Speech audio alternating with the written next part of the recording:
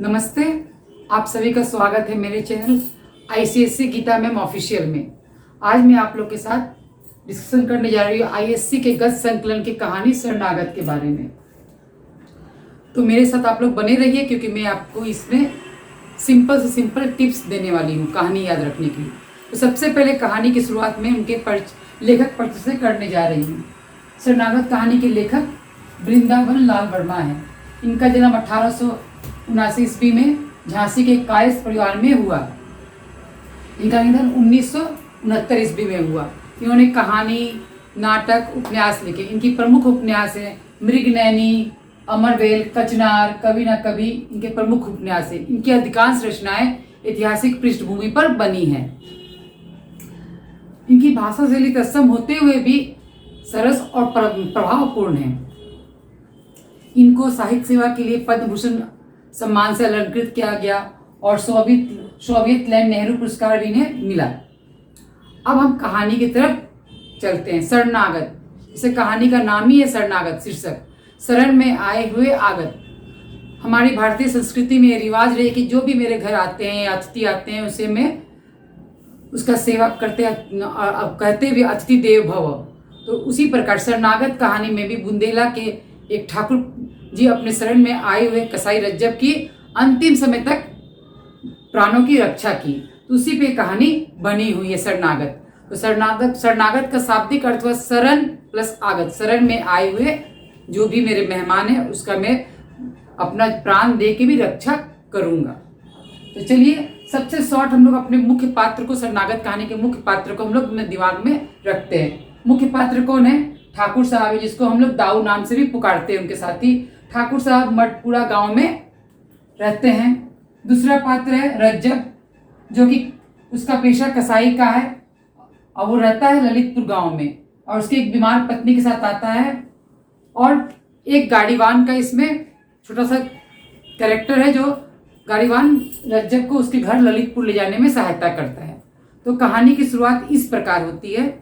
रज्जब अपना रोजगार करके अपने साथ 200-300 की बड़ी रकम लेकर ललितपुर लौट रहा था।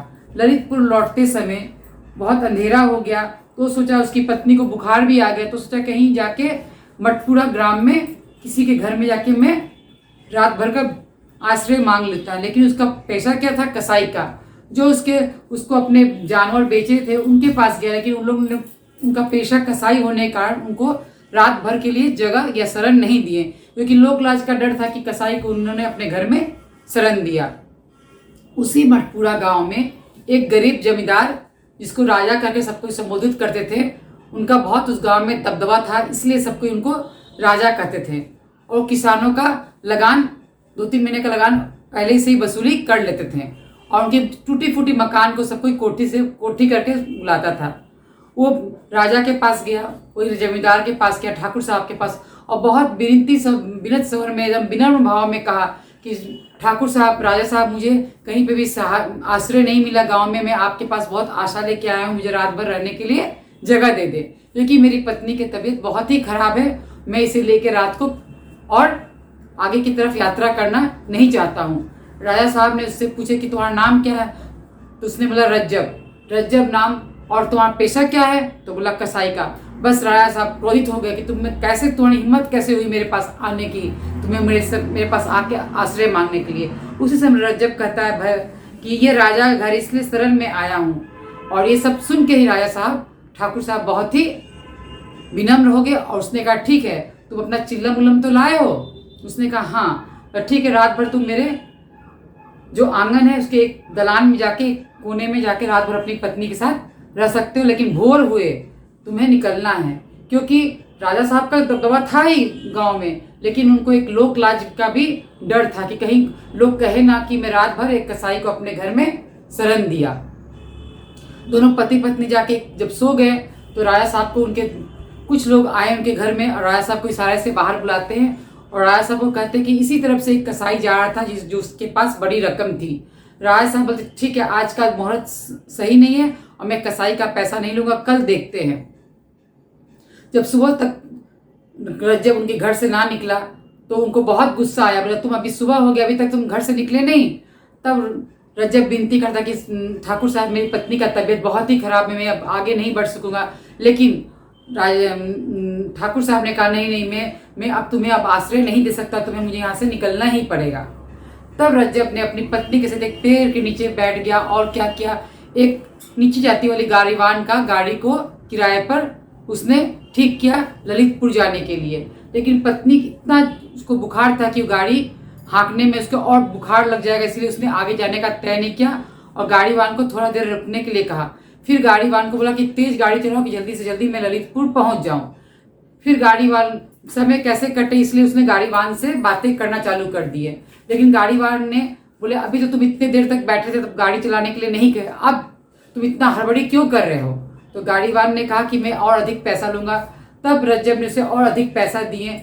फिर भी गाड़ीवान उसको ना थोड़ा सा बातचीत करने में ये कर रहा था और उसे पहुंचाने में ये आनाकानी कर रहा था। तब रज्जब ने उसे कहा कि अगर मैं चाहूँ तो मैं यहीं पे काट कर भी खत्म कर दूंगा।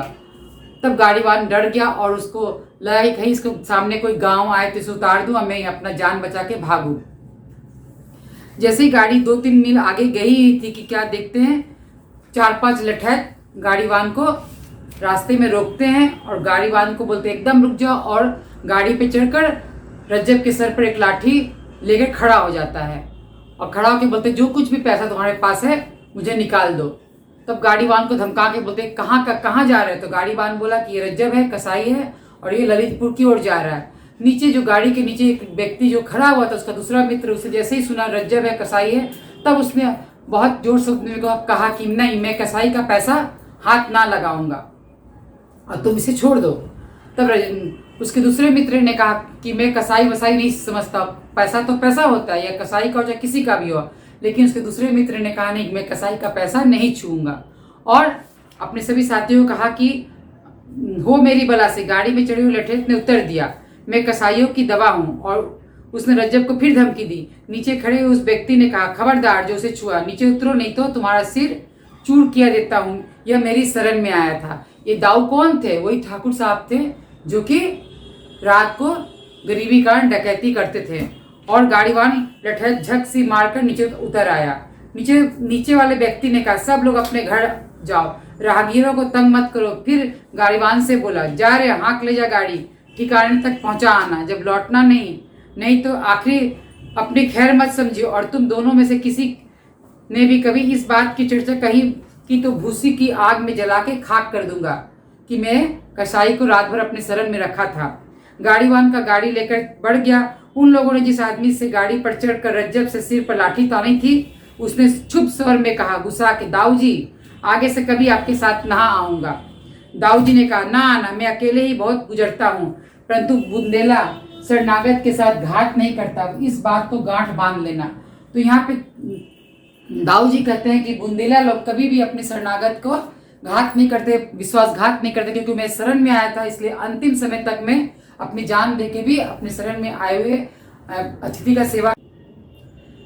तो मेरे बच्चों, आपको मेरा ये वीडियो कैसा लगा लाइक और सब्सक्राइब करके जरूर बताएं और अपने फैमिली मेंबर और फ्रेंड के साथ शेयर करके मुझे सपोर्ट करें। धन्यवाद।